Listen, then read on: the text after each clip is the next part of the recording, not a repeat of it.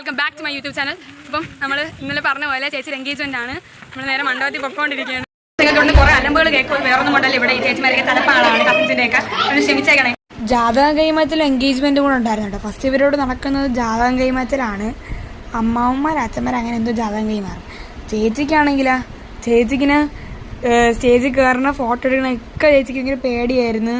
ചേച്ചി എന്നോട് പറഞ്ഞിട്ട് എനിക്ക് അറിയൂടെ ഇങ്ങനെ നിൽക്കുമെന്ന് എനിക്കാണെങ്കിൽ ടെൻഷൻ. ചേച്ചി അവിടെ നിന്ന് നോക്കിക്കൊണ്ടിരിക്കുന്നു. എനിക്ക് പേടിയാവുന്നൊക്കെ പറഞ്ഞിട്ട് ചേച്ചിക്ക് ഭയങ്കര ടെൻഷനായിരുന്നു.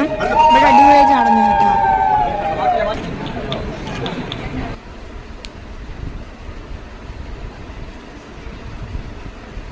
അത് കഴിഞ്ഞ് നമ്മൾ നേരെ സദ്യ കഴിക്കാൻ പോയി.